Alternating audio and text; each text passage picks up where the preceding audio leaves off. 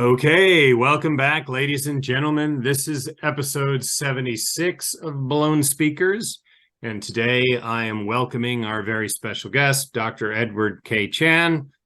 Thanks for joining us, Ed. Thanks for having me. And how are you this holiday season? Good. I'm like sort of in that liminal stage between Christmas and New Year's, so it's a good time. Hmm. Yeah, I like this time. And in some ways, it's the most relaxing week of the year. Yeah. Except for the backlog of grading I have to do, so we Yeah, won't talk about that. yeah. Just don't think about that. Yeah. Okay, well, today you chose an album from your past, right? Mm. The Meat Puppets 1985 release Up on the Sun. And yes, why did you choose this album? That's a good question. I hadn't really thought about it. So I think for a long time it was one of my favorite albums. Especially, it's a great driving album. And even though it's like almost 40 years ago, it still like sort of has that special place in my mind. It's also like right when I was in the midst of like kind of I was in college, really into the college radio scene and all that kind of stuff. So yeah, it has good memories for me. Yeah. Hmm. So just for our viewers, you were in college where?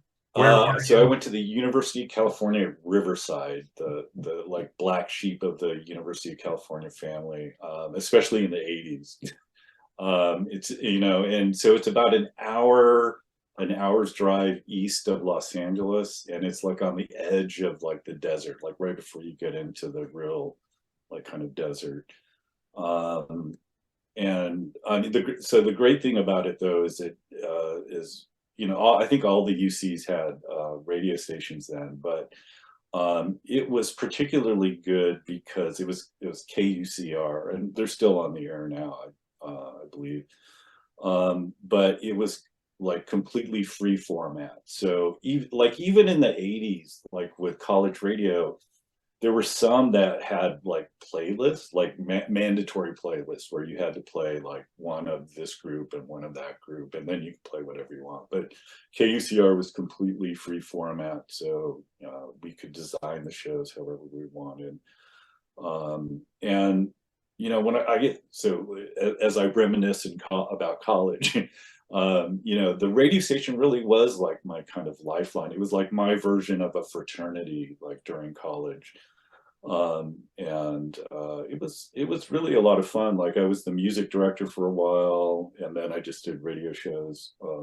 Other than that, um, but it's where I met most of my friends, and we'd all go to the shows, et cetera, et cetera.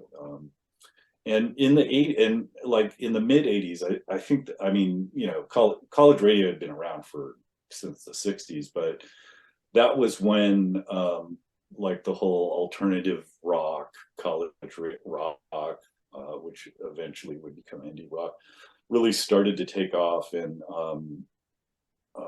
so it was a really like pretty vibrant scene, um, even in the outskirts, in Riverside.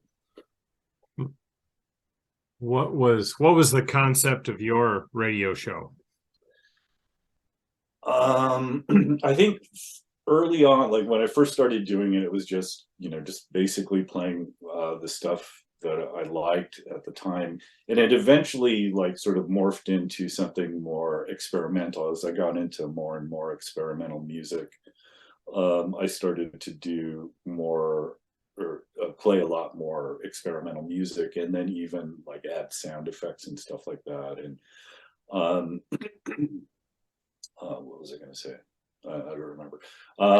So yeah. Oh, but I guess even though you know, as I transitioned sort of from like the alternative rock stuff to the more experimental stuff like Soviet France and British industrial stuff.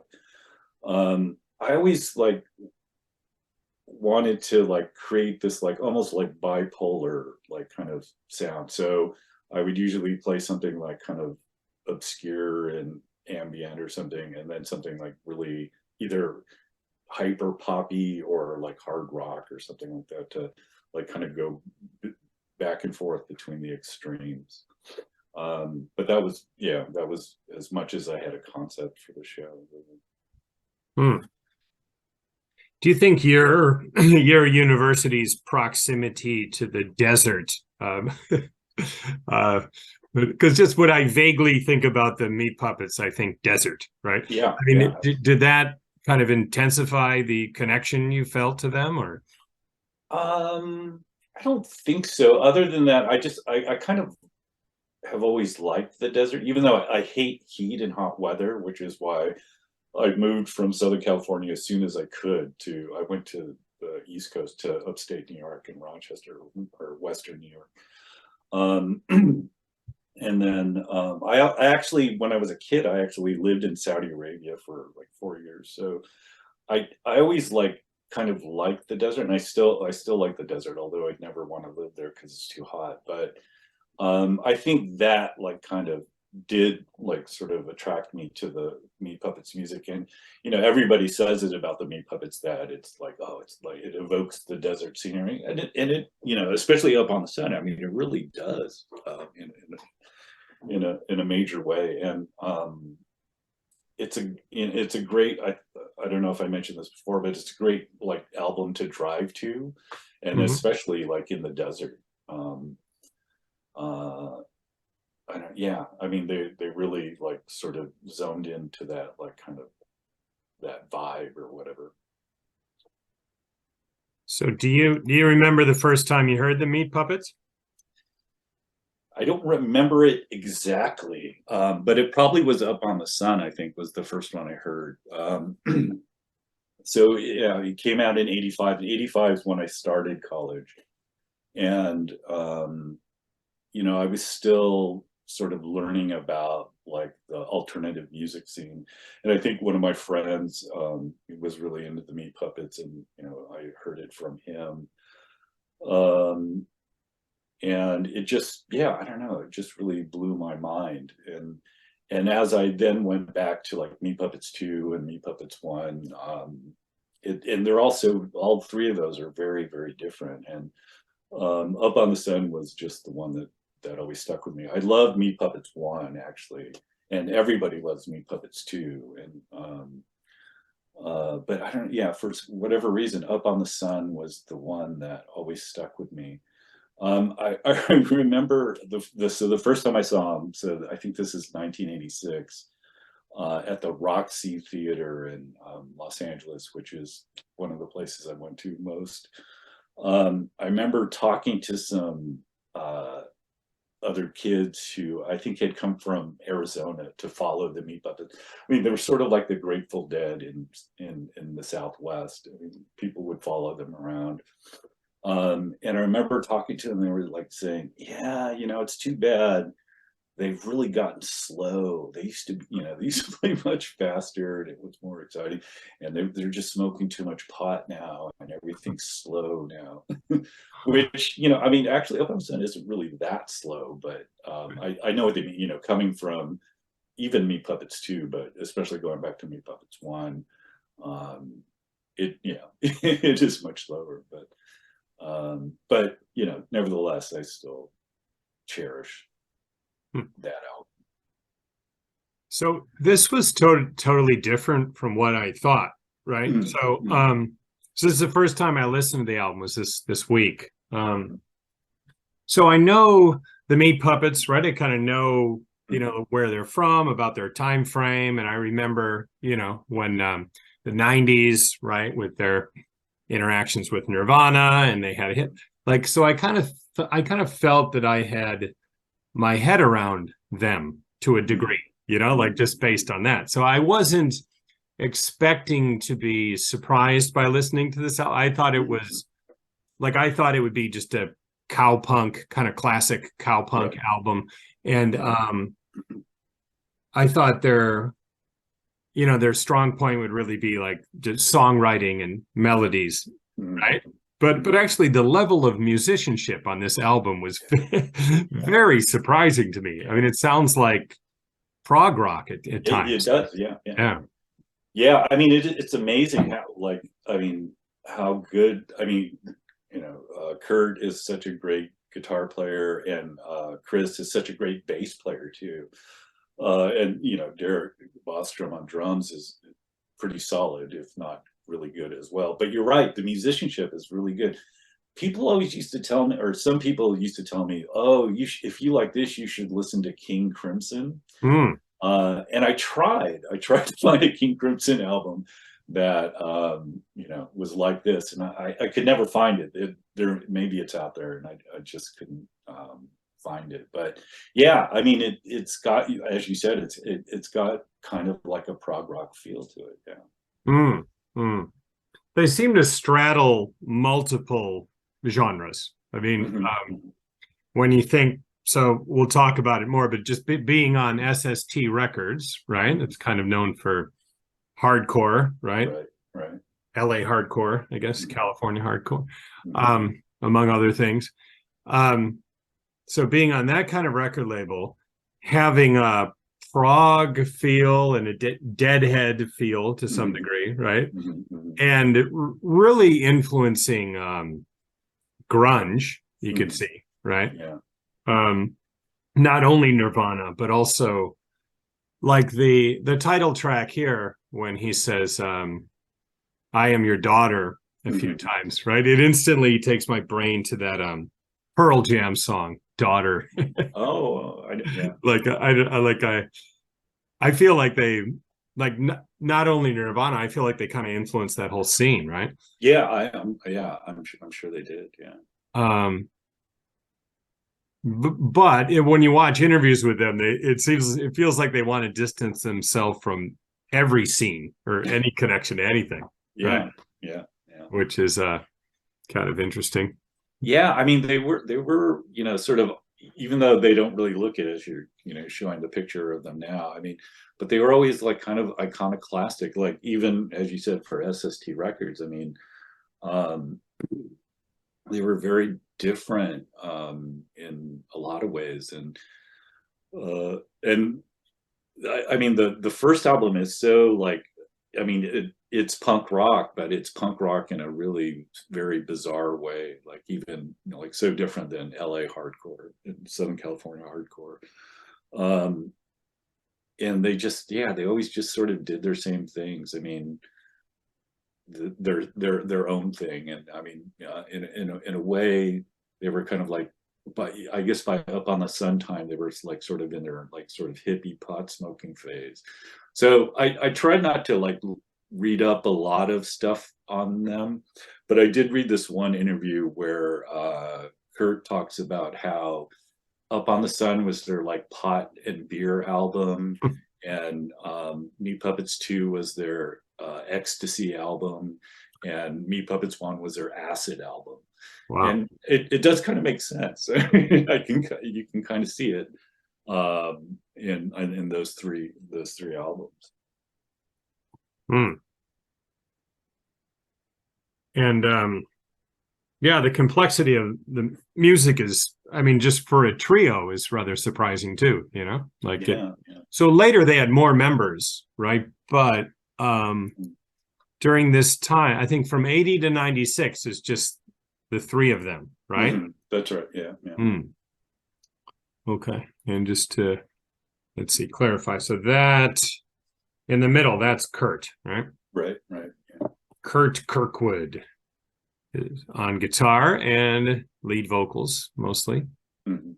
And Chris Kirkwood, the bassist, his younger brother, right?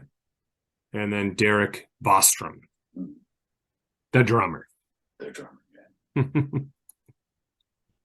um, well, what do you think? You want to play a track just to kind of kick off our conversation? Do you have Yeah, one yeah. in mind? So I guess Up on the Sun would be the one for me. That's my go-to. Okay, just a moment. Okay, so this is the opening track, track one, the title track, Up on the Sun. Long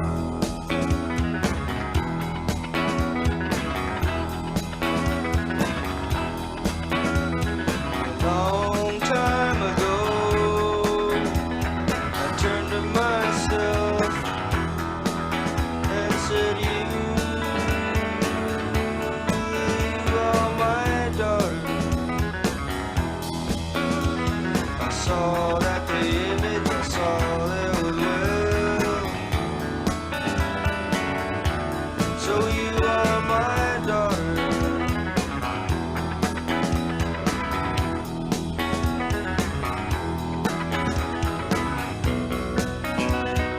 Maybe we've got something to talk about.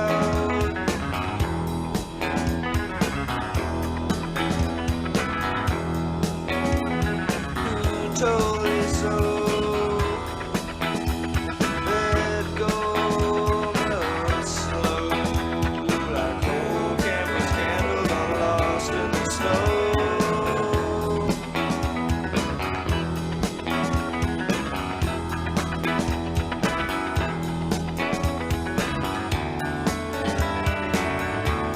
That you were my daughter.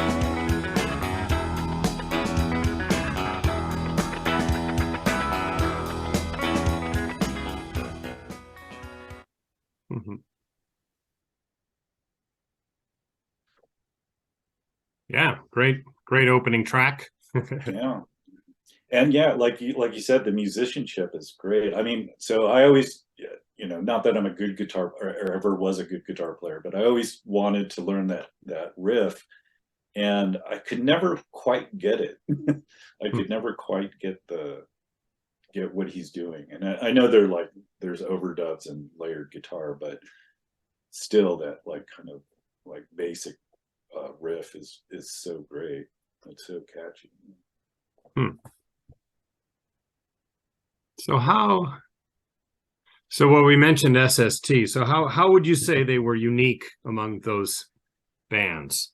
Yeah, I was looking at like kind of the SST catalog from around that time. So, I mean, and this is like during the high point of SST stuff, right? So Husker Du's Zen Arcade had just come out the year before. I think New Day Rising came out in '85, the same year as this. The Minutemen Double Nickels on the Dime came out in '84 too. And I can't remember when D Boon died, but it was sort of around this time. So, and then of course, but of course, like SST was like started by Black Flag, and like sort of that was like kind of their image, I think, for a long time. So that kind of like hard, like either hardcore or like hard, at least hard, like kind of music. And the Meat Puppets one, so it sort of does kind of fit into that, and even parts of Meat Puppets 2 as well. Um, but in '85 with Up on the Sun, yeah, I mean, this sounds a lot different than even though the Minutemen were doing a lot of different kinds of stuff and not just like kind of hardcore and not necessarily just hard stuff, but yeah, the Meat Puppets were doing their own kind of thing that was a little bit more hippie-ish and like psychedelic.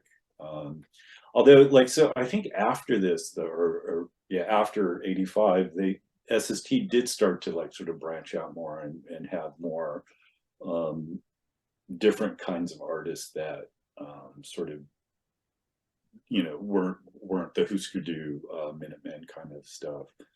And so in a way, maybe this album sort of opened up SST to that. So if I can plug another SST band. Sure. So what another one of my faves from this time period was Slovenly, who never really took off. And let's see, this album came out in '86, so it was the year after. And in a way, it kind of sounds very similar to Up on the Sun, like with the guitar work. They were also really good musicians, and for whatever reason, they just never really took off. Like they did a number of albums, some for SST, but they had a certain, they were played on college radio, but they never really made it, even in the college radio scene. which is too bad. And then what's even like also tragic in a way is that I don't know the details, but some soap opera was happening at SST in the late 80s. And so like that this album, it's called Thinking of Empire by Slovenly, never made it to CD. And so, and I think now, and like was never, they were never able to re-release it. So it's out of print and you can't get it on CD. And because something was going on with like I think it was Greg Ginn, or Ginn, I'm not sure how to pronounce his name, but there was like legal battles with some of the artists, like, and I think the Meat Puppets too. And so this is when they, soon after they like sort of abandoned ship and they went to the major record label after that. But I'm sorry, I forgot what I was talking about. Then, other than like, okay, so yeah, so like Up on the Sun, sort of, then other albums in a similar kind of vein that was different than earlier SST stuff started coming out. So yeah, so like Slovenly was one of those. And during in like the mid 80s, as I remember, when I was like, I was a music director at the radio station at this point. And you know, the West Coast had SST and the East Coast had Homestead.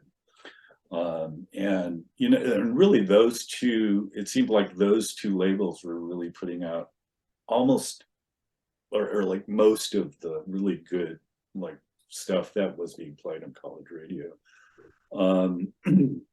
And yeah, there was almost like a sort of mini rivalry, I think, to some degree. And since I was in California, I was more plugged into the SST stuff. But there was a lot of great stuff on Homestead as well. And to plug some more, Yeah, go for it. Other stuff. So I've talked to you about this band before. So Cleveland's own My Dad Is Dead. Yeah. This is in reverse on the screen, but so this was, oh, I'm sorry, I thought this was on Homestead, but it's not. It's on Birth Records, which I don't remember, but that's out of Cleveland. But they eventually went on to Homestead, and so Homestead was putting out stuff like this. And then another band that I think never really sort of made it, but Antietam. They were, I don't know where on the East Coast they were from, but they were also put out by Homestead. And yeah, it seemed like, you know, almost everything I bought was either on Homestead or SST at the time. Of course, you know, there were other labels, but I think they really dominated the college radio scene at the time. And yeah, it was, and you know, this is really before college radio really breaks into the mainstream and major labels start like paying attention to these bands and picking up you know, bands here and there, like Nirvana, of course, and then eventually the Meat Puppets as well. Did you foresee that happening? That well, let's say like REM or somebody. Did you you know, like college radio darlings? Did you think that they were going to be on top 40 radio stations within a few years, or like what you mean REM specifically? Yeah. Well, yeah. I guess using them as an example. Did you think that music was going to break through to the mainstream? I didn't know. Yeah. I mean, it sort of, I guess it sort of made sense for REM because they I don't know, they had a fairly accessible sound, although actually I think Up on the Sun really could have also, you know, made that kind of crossover. But no, I didn't really, I wasn't really thinking, other than maybe a few artists like REM might like be able to make the big time. But I like other groups, I wasn't thinking that like as a genre as a whole, like this would like make the crossover to mainstream. Yeah, which is kind of stupid of me. I mean, I should have been able to proceed. You know, there was, I do remember like sort of, this was a few years sort of after I was like sort of getting out of this kind of stuff, but I remember some guy at the radio station I think did get a job with, I think it was Geffen Records, David Geffen Records. And so that, this is when like they're seeing, oh, this is a gold mine, and we need to like get some of these people to like be A&R reps and bring in these bands. But no, I had no idea it was going to be so big. And then of course, once Nirvana like sort of like made its got picked up, I mean, that just changed everything. Yeah. Yeah. And so in the mid 80s, even mid to late 80s, I wasn't thinking that it would break open as much as it did. Mm. Yeah, I think everyone was kind of surprised. Yeah. I mean, it was shocking. Yeah. I mean, the Meat Puppets ended up having a hit at one point, and even the Butthole Surfers had a hit. I mean, like that would have been impossible to imagine, like in the mid to late 80s. Yeah. Those... And I mean, I guess I look back on it as like both in a good and a bad. It was both a good and a bad thing, because in a way, I think it ruined like that part of it. But it also, it was great for the artist to, be able to make some money and stuff like that. Mm. Within that scene, like just thinking of those SST bands, I mean, I'm thinking of your typical Black Flag fan from that time. I mean, I don't know. I mean, you would have more of an idea who that would be than me. Like your typical Black Flag fan and your typical Meat Puppets fans. Were they totally different camps, or could they get along? Yeah, that's a good question. I mean, I'm not really sure. Because, so even Black Flag by that point had already started doing something really different. They had started playing really, really slow, like almost like metal stuff. Mm-hmm. And then, SST was also starting to release like other bands that were doing this like kind of heavy, slow metal. And I think that really upset a lot of the early, like the hardcore, like sort of fans. So I don't really have a good sense of it other than the people I knew. And so the people I knew, I think, were able to like both Black Flag and the Meat Puppets and like Up on the Sun era Meat Puppets at the same time. But I can imagine there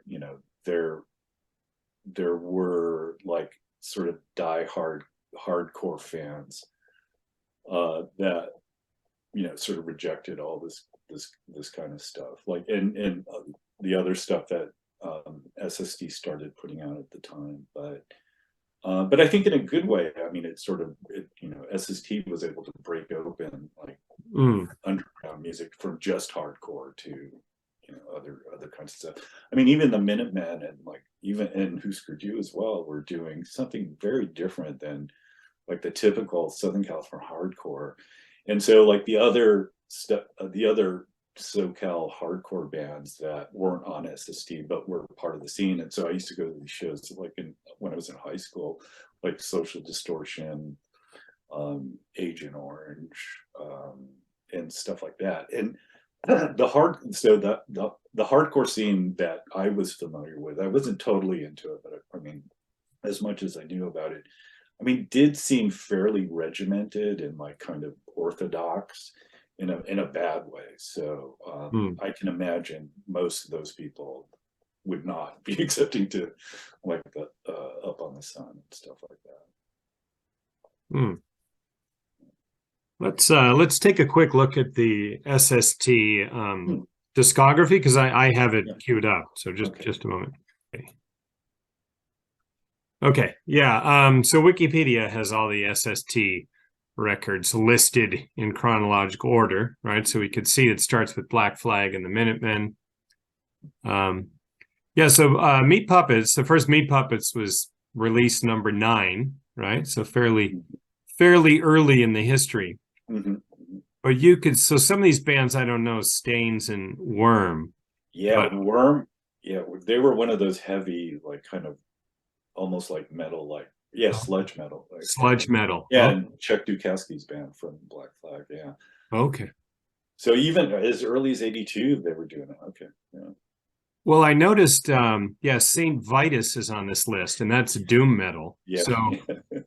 So Greg Ginn was definitely, yeah, it's like he wasn't just trying to, create, like a very narrow image of what was going on. Like he was trying to Yeah. broaden it from the beginning, it seems like. Yeah. And it was, it was great because like even Black Flag, even like uh around Damaged era, like with Henry Rollins with a shaved head. I mean, some of the other guys had really long hair, and so even in that like kind of hardcore scene, they weren't really like, they weren't really orthodox in that kind of way as well. So there's quite an output. I mean, Black Flag had a lot of albums, huh? Yeah. Were you like heavily into Black Flag? Uh, I don't know if I would say heavily. I mean, I really liked, of course, Damage, but actually, I mean, after that, and their earlier stuff, but after that, like especially when they started getting slow, I didn't really like it that much. So I didn't really listen to much of that. And I'm actually not sure if I actually ever saw Black Flag live. I don't think I did. I used to see Henry Rollins sort of hanging out at shows and stuff like that, um but yeah, I wasn't like a hardcore Black Flag fan. I just really like Damaged and the stuff before that. Hmm. But I loved like the Minutemen and Husker Du and stuff like that. So when did you were in a band at this time, right? So when did you guys start playing out? Um, when was that? maybe around 86 or 87. I mean, I was in a couple bands, but they never really went anywhere. We played a few live shows, but they were like really local shows. Like at the UC Riverside had this place called the Barn, which was like a bar. You could still serve alcohol on campuses in those days. And so I played there once, and then other than that, we were mostly playing like pizza parlors and stuff like that for beer, not even for money.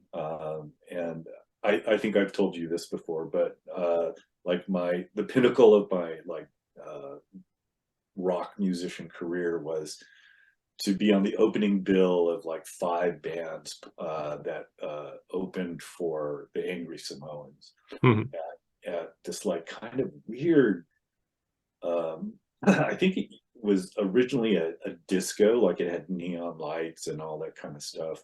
It was a horrible place, but for some reason they had the show there. Yeah. So yeah, I mean, yeah. So around 86, 87, we were playing some of these kinds of places, but again, it never really went anywhere. So you played guitar? In one band I played guitar, and in the other band I played bass, which, the typical like, I don't know how to play bass, but I'll just play bass because the other guy wants to play guitar. So that kind of. So what was the name of your band that opened for Angry Samoans? I can't remember what we were called then. I think we were called Sick, SIC. Like, I'm not positive about that. We went through some different names. I always wanted us to be called Ixnay, like in the Pig Latin for Nix. I was always fascinated with Pig Latin for some reason, but I think we were called Sick at that point. You should try to look up an old flyer or something. Yeah, sometimes you can find this stuff online. Yeah, it might be. Yeah, I should try to look up. We never recorded anything, so we never really got very far. Let's see, I have a few more pictures here, right? So this is by the same. I took 3 photos of the band, or I pulled 3 photos of the band, all by the same woman, Lisa Hahn. Yeah. From 85 or 86. This almost looks like it's on a college campus somewhere. It does, yeah. Or even a high school campus. Yeah. And this one. Now, is that the Phoenix skyline behind them? Do you know? I don't think so, because it's too much water. It's got to be like Chicago or Okay, they're wearing the jackets. East Coast or something. Yeah. Yeah. And so the leaf on the mug on the cover is supposed to be a pot leaf. I never thought about it, but I heard can someone imagine mention that it was. So I'm pretty sure Kurt drew this or painted this, and I always loved those covers. I mean, I think they're kind of cool. But yeah, I mean, either a pot leaf or I don't know, an upside down it could be I can't remember what those plants are called, but there's a desert plant that kind of looks like that, but if it was turned upside right side up. Yeah, I'm not sure what that is actually. And the back side of the album's a bit trippy, trippier. Yeah.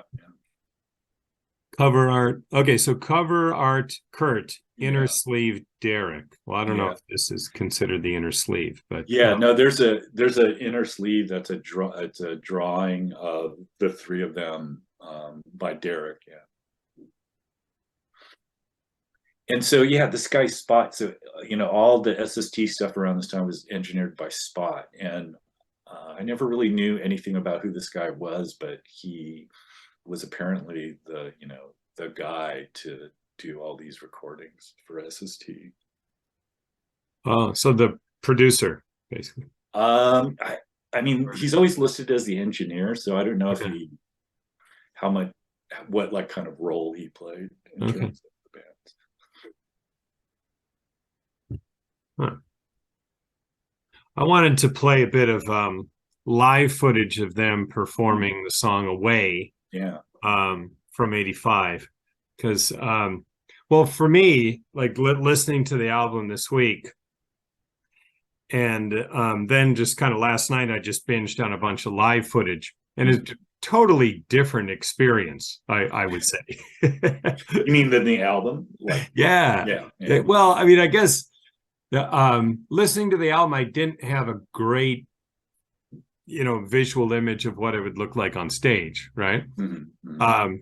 So then when I was watching live footage, I was very, very surprised at just the intensity of the performance, right? The physicality of it. So I thought we could take a look at that. Just a moment. Okay, so this is a recording from 85, and they're playing the track Away, which is song 3 on the first side. But I thought this was a good example of just the physicality of their performance on stage, especially Chris, I thought was amazing.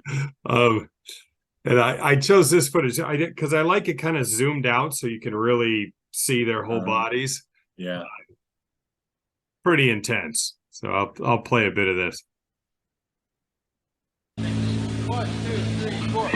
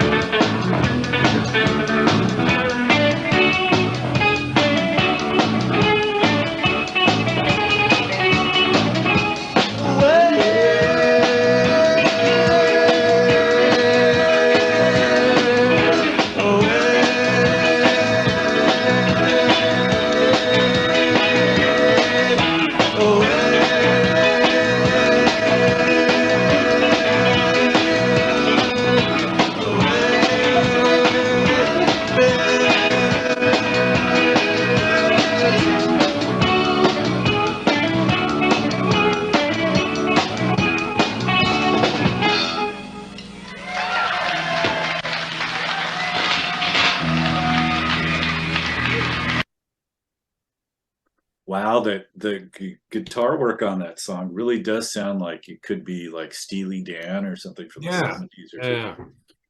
And it's fun. It also reminds me of how, like, you were saying how like spastic like Chris is, and even Kirk, or I remember Kurt, sorry, would really, like, when he plays guitar and is not singing, he would really like bang his head a lot.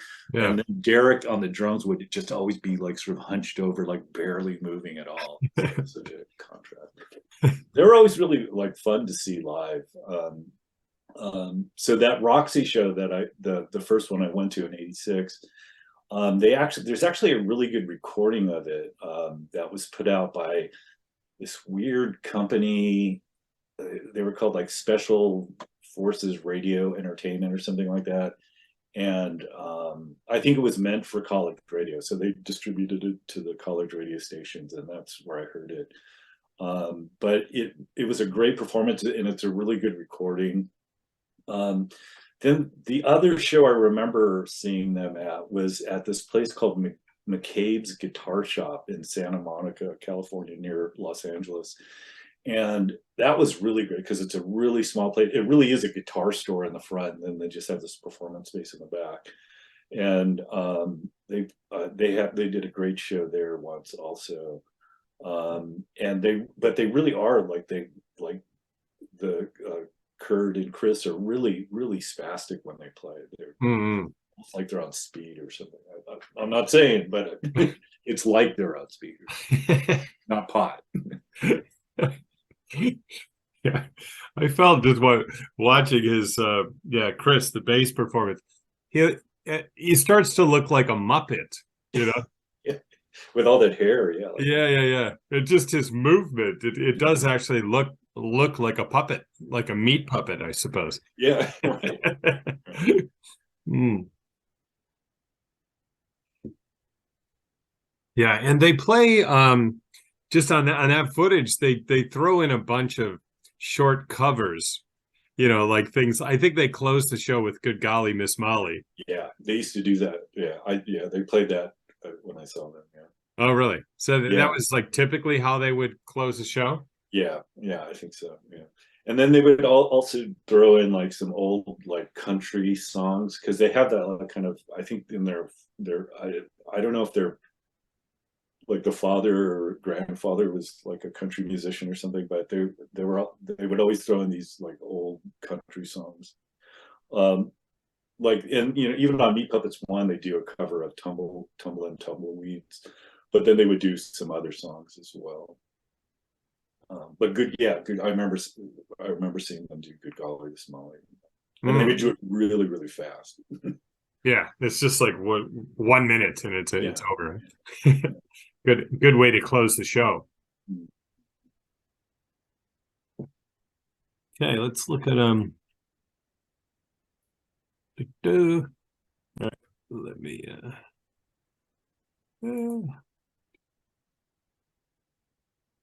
oops, I intended to pause. Okay, so now we're looking at their 80s output. The first one from 81, "In a Car," is an EP, from what I understand, right? Right. It was originally a 7-inch single and had like 3 or 4 songs on it, but then so I mean, I guess actually it is. It's a like 7-inch EP. Yeah. Okay. And I guess 82 would have been, so this is would have been the first SST release, perhaps? That's right. Yeah. Okay. Yeah. And then were all of their 80s albums released on SST, or do you know? Or... Yeah, I think that's Okay. right. I mean, in a car, the 7-inch single might not be. I think it was re-released on SST, but it might have been originally on a different label.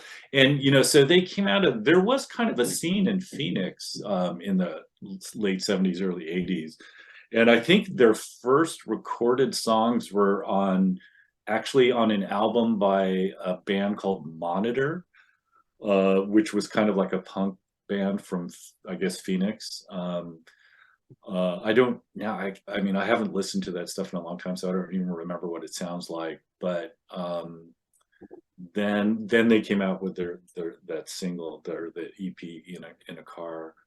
And so, yeah, I think originally In a Car was not on SST, but eventually SST re-released it. But then everything else after Meat Puppets, the first one, was on SST. Yeah. Now, would you say Meat Puppets and Meat Puppets 2 are more punky than Up on the Sun? Yes, I mean, Meat Puppets one definitely. I mean, everything's really fast and really short. They do like the Tumble and Tumbleweeds cover, but yeah, for the most part, it's punk rock. And Meat Puppets 2 is kind of like half and half almost.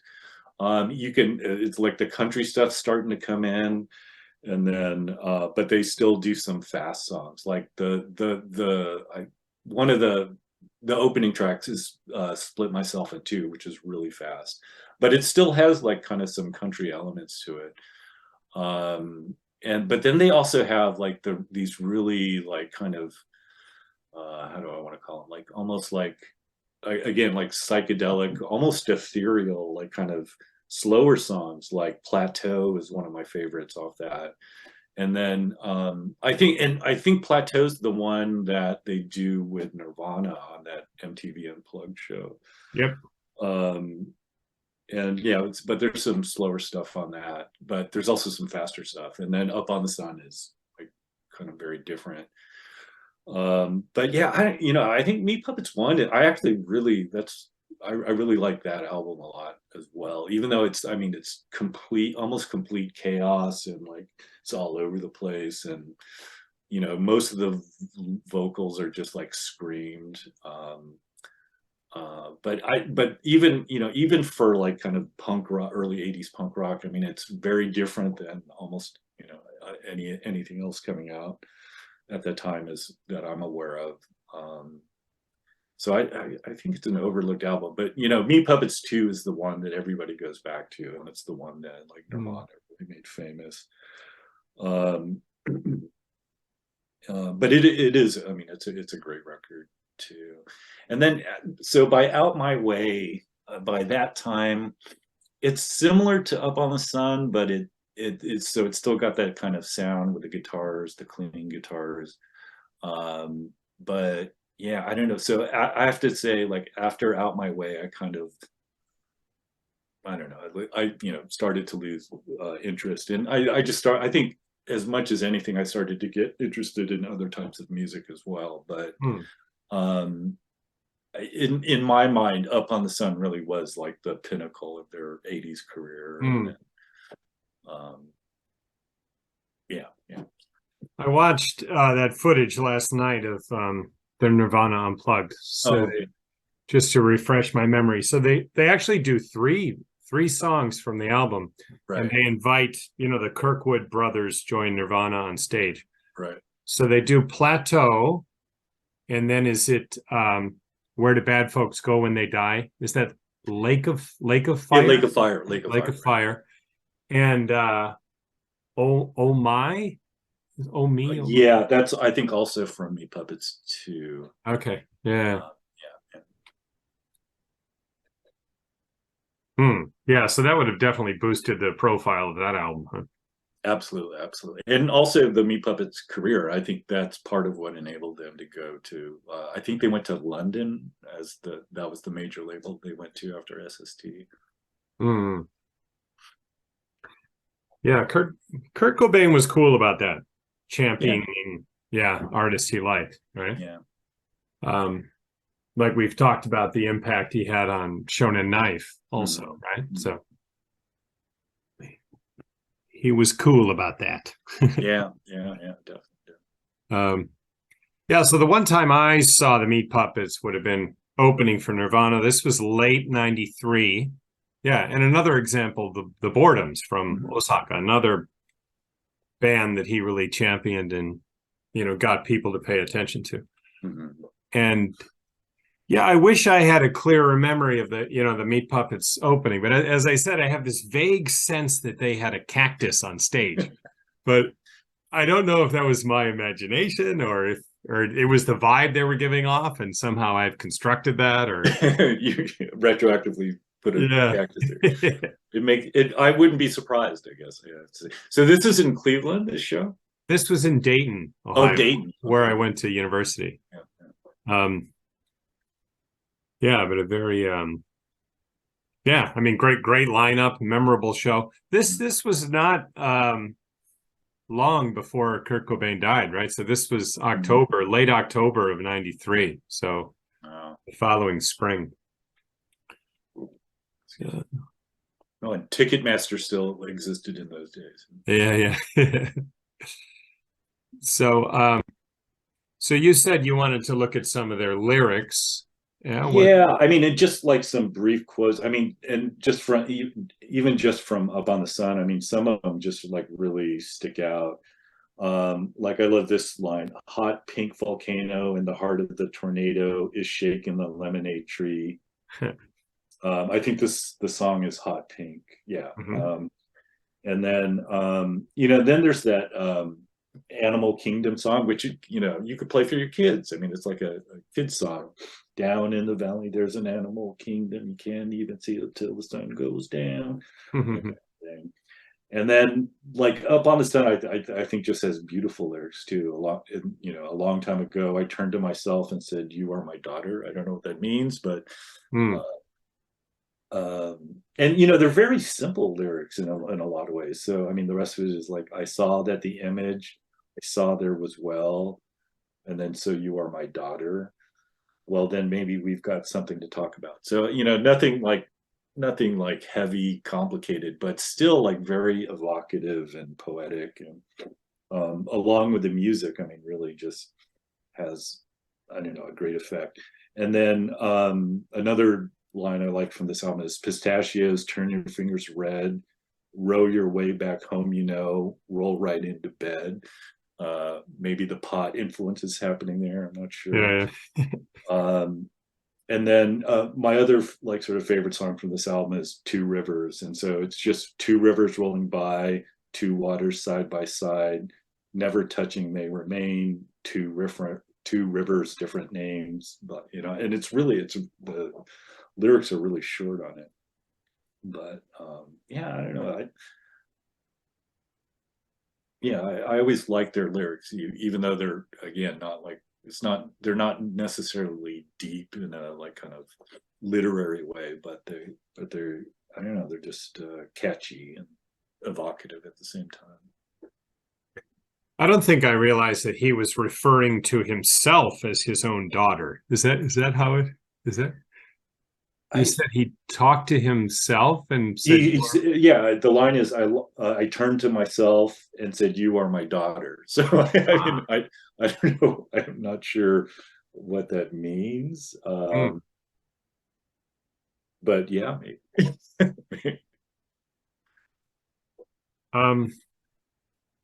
There's a bonus. There's some bonus tracks on a version I listened to, and they do another version of Hot Pink. Right. More spoken wordy. That's right. Yeah.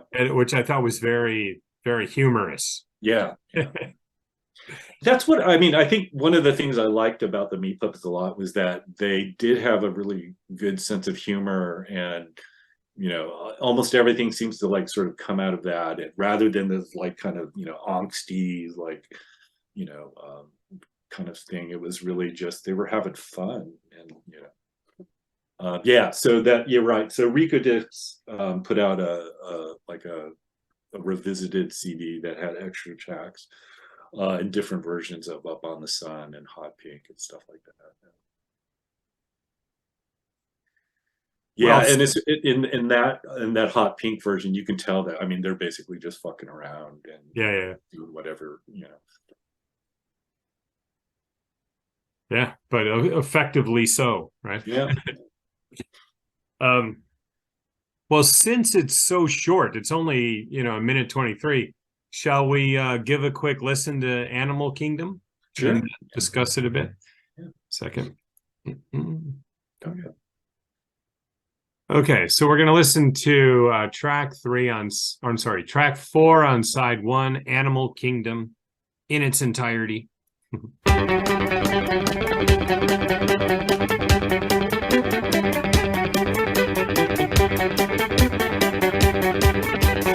Down in the valley there's an animal kingdom.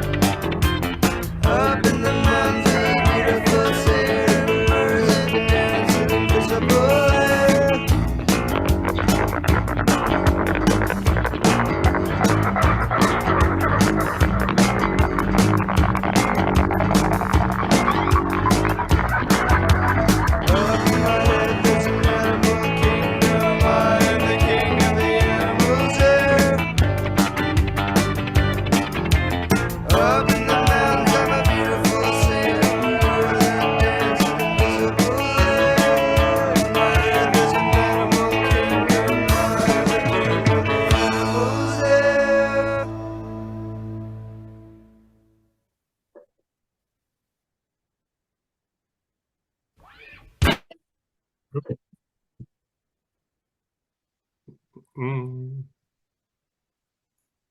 So he says, up in my head is an animal kingdom. I am the king of the animals there. Yeah, that it sums it up, kind of. Yeah, yeah. And on that song too, I mean, you can, as we were talking about at the beginning, I mean, they really are good music. I mean, they're really great musicians, and also this album, I think in particular, even more than Me Puppets 2, I mean, the way they got the instruments to sound and like mixed together is I think fantastic. I mean, it's stripped down, but also has the layers at the same time. Mm. So those two must have some brotherly connection, cosmic Yeah, brotherly connection. That absolutely, yeah. mm. And later on, Chris got in some trouble, right, with drugs and whatnot. I don't know, but I wouldn't be surprised. Yeah. Yeah, there's a mini documentary. It was on ABC News, surprisingly. What? Yeah, and it's one of the guys who works. So you could find this on YouTube. One of the broadcasters was a Meat Puppets fan, and he does a little documentary on that. Like 15 minutes or something. Uh-huh. But they talk about that, like the struggles that Chris went through later, right? Okay. But he he got it back together, and now they're together again. But Yeah. hmm. Yeah, I mean, I'm not surprised. I mean, so the one interview I read with Kurt, he kind of distances himself from all the drug stuff and like downplays it. Although mentioning that, like Me Puppets 1 was acid and Me Puppets 2 was MDMA, and Up on the Sun was pot and beer. But so yeah, I mean, I'm certainly they kind of came out of that culture, so I'm not surprised that one, if not both of them, had issues. Yeah, and I know they broke up and then they got back together, I think a couple times, and they're still playing these days too. As I mentioned to you before, now they look like ZZ Top, really, full on ponytails and beards and stuff. Yeah, I'd love to see them again. I assume at one point in time they came to Japan, but I don't know. I don't have any proof of that, but it would be great if they came again and did another show. Well, let's if they do that, let's go. Right. Yeah, so this is the ABC News documentary I mentioned. Parts 1 and part 2 are up on YouTube. Yeah, they talk a bit about some of Chris's struggles here, right? So worth checking out. Yeah. Okay, well, let's see. That was episode 76 of Blown Speakers. Okay. Ed, thanks for joining us, and we'll definitely do this again. It was an interesting selection. Thanks to you. Yeah.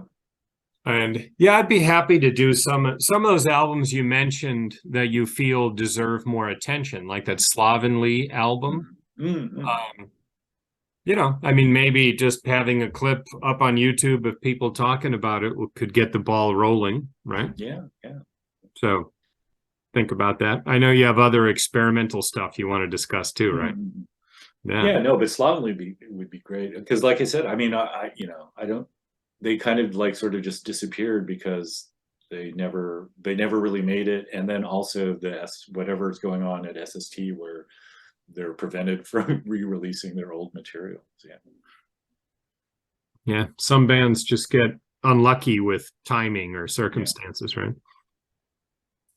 Okay, so you chose the track we're going to go out with. Is track, it's on side 2, track 11, Two Rivers. Yeah, why did you choose Two Rivers? I don't know. I mean, it's my second favorite song on the album after Up on the Sun, and I mean, I think it's just beautiful. I mean, I like many different types of music, but like beauty, whenever like an artist is able to achieve like kind of beauty, I like it. And it's again, the lyrics are very simple. The song is pretty simple and short, but I don't know, for me, I mean, and I guess why I like this album more than Meat Puppets 2 is just it seems like they were able to like get everything right, like you know, to everything together in a really perfect way on this album. And I think Up on the Sun and this song really capture that for me. Okay, let's do it. All right, well, thanks for watching, everyone, and see you next time.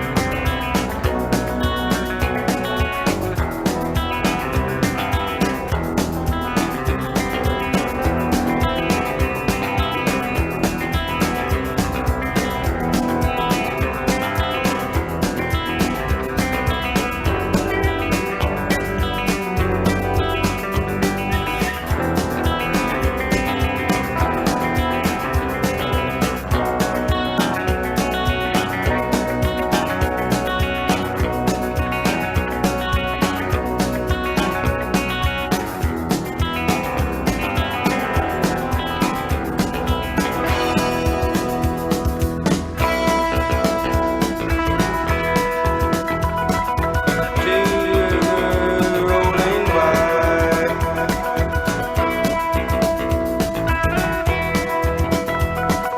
Two waters side by side, ever touching they remain. Two rivers, different names. When they meet, the waters change.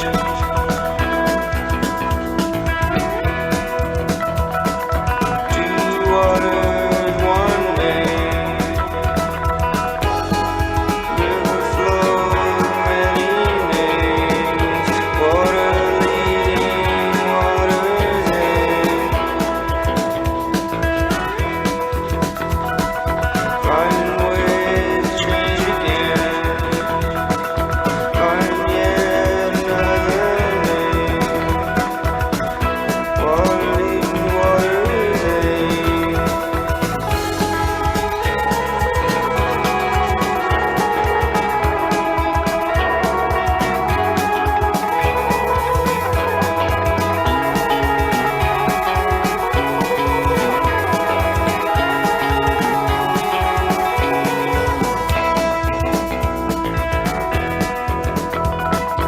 Two rivers side by side.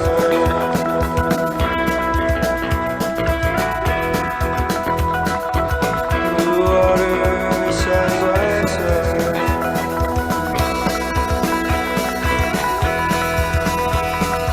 Two rivers rolling by. Two waters side by side. Two rivers rolling by.